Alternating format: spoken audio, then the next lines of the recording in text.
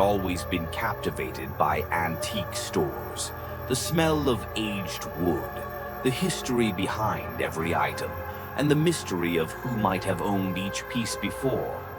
It was on one of her usual weekend excursions that she found it. An ornate, full-length mirror tucked away in a dusty corner of a tiny, run-down shop.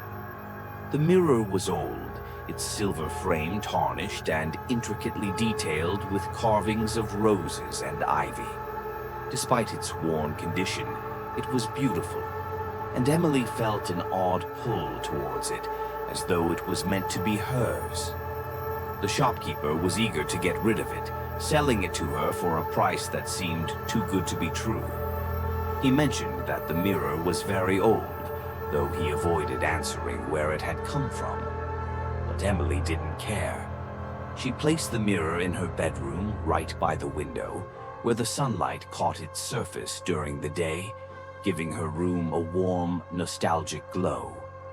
For the first few days, everything seemed normal.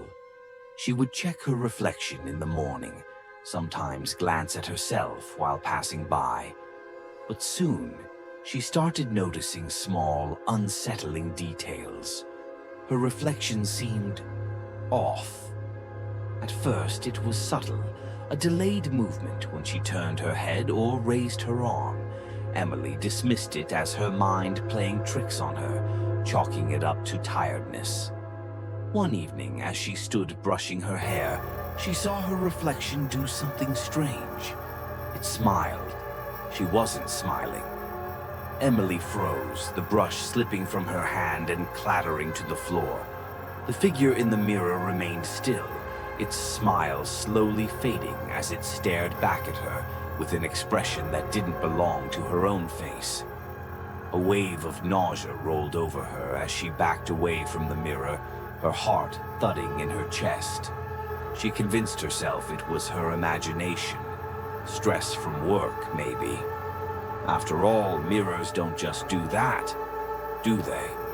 But the strange occurrences continued, growing more unsettling with each passing day.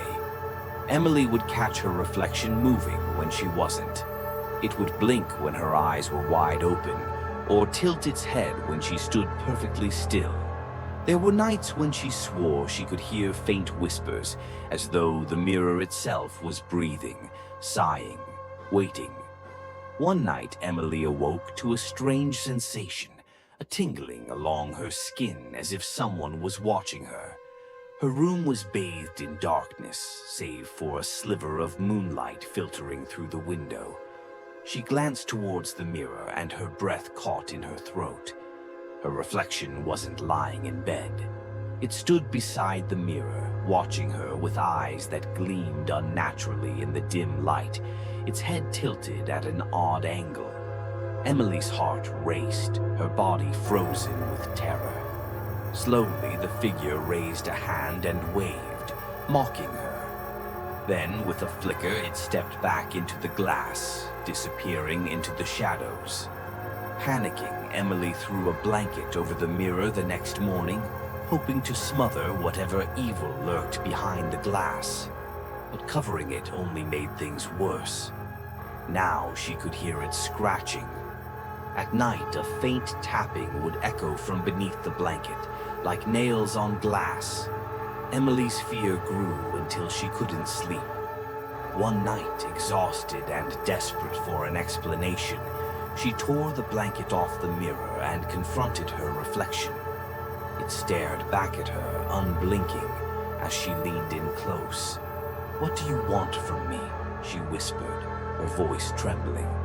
Her reflection grinned, a wide, unnatural smile stretching across its face. Slowly, it raised its hand to the glass, placing its palm flat against the surface. Then, to Emily's horror, the glass began to ripple like water. Before she could move, her reflection's hand pushed through the mirror. Cold fingers wrapped around her wrist, pulling her toward the glass with an unnatural force. Emily screamed, struggling to pull away, but the reflection's grip was too strong. She could feel the cold of the mirror crawling up her arm, as though it was pulling her into a freezing, bottomless void. In a final moment of terror, Emily locked eyes with her reflection. Her real reflection, wide-eyed and terrified, trapped inside the glass.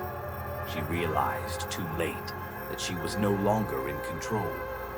With a final tug, the reflection yanked her into the mirror, and Emily's world went dark. The next morning, the mirror stood in silence, its surface still and clear. Emily was gone, her bedroom quiet and untouched. But if someone had looked closely, if someone had dared, they might have noticed the faint outline of a figure deep within the glass, pounding silently, desperately trying to escape.